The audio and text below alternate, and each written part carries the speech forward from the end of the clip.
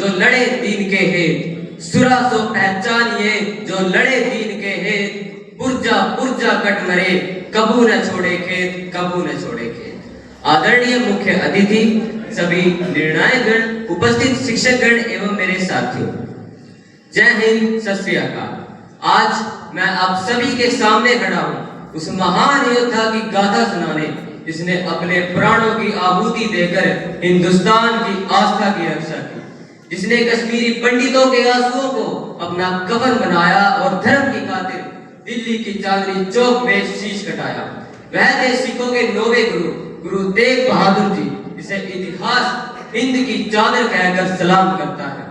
सन 1621 में अमृतसर में जन्मे गुरु तेग बहादुर जी श्री हरगोविंद दास जी के पुत्र थे। बचपन से ही उनमें तलवार और तपस्या दोनों का संगम देखा जाता था।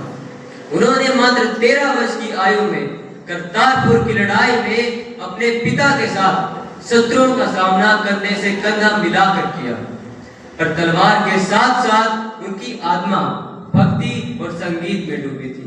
वह तेग बहादुर नहीं, त्याग बहादुर बनना चाहते थे और इसीलिए उन्होंने बकाला में 25 वर्ष तक एकांत साधना भी की थी। 13 वर्ष की आयु में जिसने मुगल सेना को हराया था, कि 13 वर्ष की आयु में जिसने मुगल सेना को हराया था, वही वीर बालक आगे जाकर गुरु तेग बहादुर कहलाया था, गुरु तेग बहादुर कहलाया था। सन 1664 में हरकिशन जी ने अपनी अंतिम सांसें लेते हुए कहा, बाबा बकाले, और इसी संकेत से गुरु तेग बहादुर जी सिखों के नौवे गुरु बने। उन्होंने पूर्वी भारत में धर्म प्रचार की अनूठी यात्रा की। पटना, ढाका, कामरूप और असम तक सैकड़ों मील पैदल चलकर धर्म का दीप जलाया। उन्होंने मजदूरों को सम्मान दिलाया, गरीबों को भोजन कराया। अब कल्पना कीजिए एक ऐसा समय जब औरंगजेब का आतंक पूरे हिंदुस्तान पर छाया था, मंदिर तोड़े जा रहे थे, हर किसी को इस्लाम कबूल करने पर मजबूर किया जा रहा था और यहाँ तक कि कश्मीरी पंडितों की बेटियों को उठाया जा रहा था। तब उन सभी ने अपनी एक आखिरी उम्मीद के साथ उस गुरु के चरणों में अपना दर्द रखा, जिनकी भुजाएं लोहे की थी, हृदय सोने का और इरादा वो तो हिमालय सा अटल। और तब गुरु जी ने कहा, जाओ कह दो अपने औरंगजेब को, अगर गुरु तेग बहादुर इस्लाम कबूल कर ले तो सारे हिंदू कबूल कर लेंगे। अब आता है वो ऐतिहासिक क्षण जब बालक गोविंद राय ने पूछा, पिताजी इनकी रक्षा कौन करेगा? गुरु जी ने हंसते हुए कहा कि इसके लिए सच्चे संत का बलिदान चाहिए। गुरु गोविंद राय ने उसी क्षण फिर से पूछा कि आपसे बड़ा संत और कौन होगा? गुरु जी ने चादर ओढ़ी और चल दिए दिल्ली की ओर। दिल्ली पहुंचते ही औरंगजेब ने 3 विकल्प दिए, मृत्यु कबूल करो, इस्लाम कबूल करे और चमत्कार दिखाओ। गुरु जी ने मुस्कुराते हुए कहा, मेरा धर्म मेरी पहचान है, चमत्कार दिखाना मेरा काम नहीं और मृत्यु वो तो मेरे दरवाजे पर दस्तक दे रही है।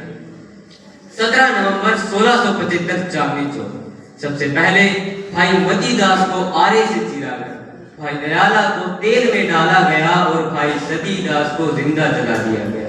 तीनों ने वाहिगुरु का नाम लेकर प्राण त्यागे और अंत में गुरु तेग बहादुर को गाजी के सामने पेश किया गया।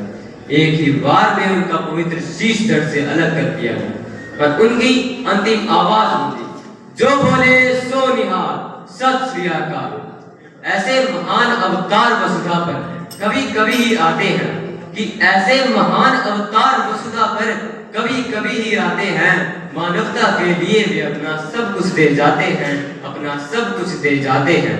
कि सदियों में ही आता है कोई ऐसा, कि सदियों में ही आता है कोई ऐसा जो धर्म पताका लहराता है, जो धर्म पताका लहराता है और उसी धर्म के लिए वह खुद मर मिट जाता है, वह खुद मर मिट जाता है। गुरुजी सिख थे, पर बलिदान पूरे हिंदुस्तान के धर्म की रक्षा के लिए। उन्होंने कश्मीरी पंडितों को बचाया, हिंदू धर्म को बचाया, मानवता की गरिमा को बचाया। और इसीलिए गुरु गोविंद सिंह जी ने लिखा, हिंद की चादर गुरु तेग बहादुर साहब। आज जब हम धर्म के नाम पर नफरत देखते हैं, जब मजहब के नाम पर खून बहता है, तब गुरु तेग बहादुर का बलिदान हमें याद दिलाता है कि अगर धर्म बचाना है तो इंसानियत को बचाओ, और अगर इंसानियत को बचाना है तो अत्याचार के आगे सिर्फ झुकाना नहीं, सिर्फ कटाना सीखो।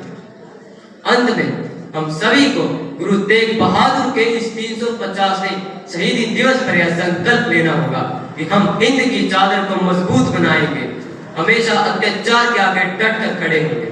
अंततः मैं यही कहना चाहूंगा कि शहादत से अपनी दिया सर्वोच्च बलिदान, कि शहादत से अपनी दिया सर्वोच्च बलिदान हिंद की चादर थे। इस देश को ऊपर अभिमान, इस भारत को ऊपर अभिमान। धन्यवाद। वाहे गुरु जी की खालसा, वाहे गुरु जी की फतेह।